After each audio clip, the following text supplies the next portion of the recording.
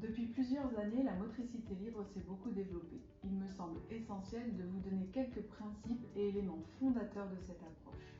Il faut d'abord rappeler que c'est à la pédiatre hongroise Amy Pichler que nous devons ce principe de motricité libre. Avant de se spécialiser dans la médecine de l'enfant, elle était médecin chirurgien et recevait de nombreux enfants ayant eu des accidents domestiques. La proportion des enfants venant des quartiers aisés était bien plus importante que celle des enfants vivant dans des quartiers dits populaires. Elle a alors étudié les bébés, leur développement et leur motricité et elle s'est vite rendue compte que plus l'enfant était surprotégé, moins il était en mesure de connaître ses limites motrices et de se protéger lors des chutes.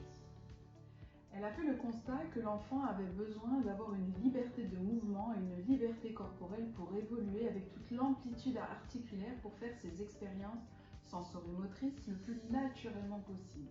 Déjà à cette époque, dans les années 1940, elle conseille aux parents de laisser une totale liberté aux enfants dans leurs mouvements et de prêter une attention particulière à l'épanouissement des capacités innées de leurs enfants. Après-guerre, elle a aussi fait le constat de situations dramatiques vécues par des enfants dans les orphelinats. Le manque de stimulation adaptée à leurs besoins et un soin apporté par l'entourage de façon très désaffectivée engendrait chez les bébés des carences affectives, un hypodéveloppement moteur et langagier, de la dépression infantile pouvant aboutir à la mort de l'enfant. Ces conséquences ont été nommées le syndrome d'hospitalisme. Ce sont de ces observations qu'est né donc le principe de la motricité libre. Les trois principes essentiels de cette motricité libre sont pour le premier la verbalisation. Il est important de parler à l'enfant, notamment dans les temps de soins ou de jeu. Cela lui permet de prendre conscience de lui-même au travers notamment d'une régularité des événements dans le temps et de la stabilité des situations dans l'espace. Les gestes sont reproduits souvent dans un même moment, dans un même espace. En faisant cela, vous aidez votre enfant à découvrir qui il est, ce qu'il fait et quel est son environnement. Ce partage verbal permet à votre enfant d'anticiper les événements et de pouvoir être acteur de ces temps de soins ou de jeu.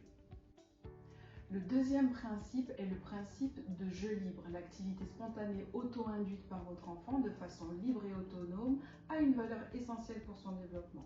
Elle doit être pour lui une source de plaisir sans cesse renouvelée et vous devez donc être attentif au rythme de veille et de sommeil de votre enfant qui doit être bien éveillé pour profiter pleinement des expériences. Vous devez être attentif à l'espace, il doit être juste un peu plus vaste que celui que votre enfant peut remplir par son activité spontanée. Et le matériel de jeu qui doit tenir compte des possibilités de déplacement de votre enfant et de préhension. Vous n'avez pas à intervenir, mais vous organisez l'espace et les jeux que l'enfant puisse les mener et les faire les découvrir par lui-même. Enfin, le troisième principe est le respect de l'autonomie de l'enfant. Selon Amy Pichler, il est nécessaire que l'activité naisse de votre enfant lui-même. Vous devez respecter le rythme de ses acquisitions motrices et ne pas le placer artificiellement dans une position qu'il n'a pas encore acquise. Par exemple, vous ne le mettez pas assis s'il ne sait pas encore le faire. Votre rôle est de l'aider à trouver le moyen d'y parvenir, tout seul, par lui-même.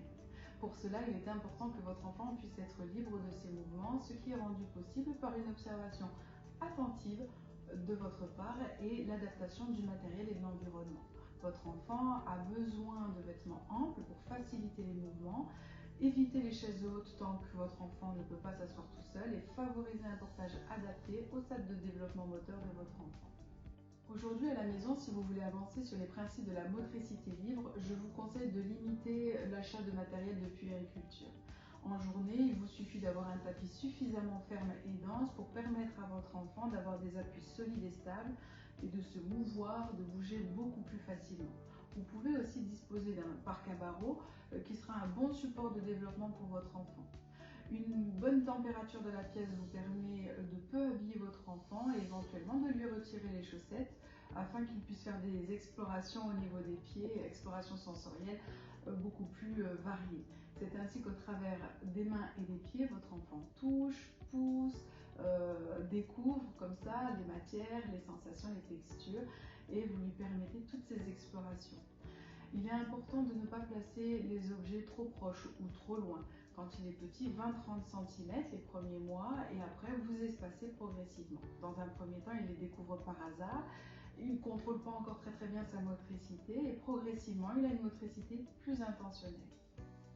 Cette motricité favorise la création de milliers de connexions neuronales et progressivement ces connexions se spécialisent pour être de plus en plus efficaces. Tout cela se déroule vraiment de façon très intense la première année de vie de votre enfant avec toutes les explorations motrices qu'il va faire au travers de la motricité libre. Donc à présent, à vous de jouer.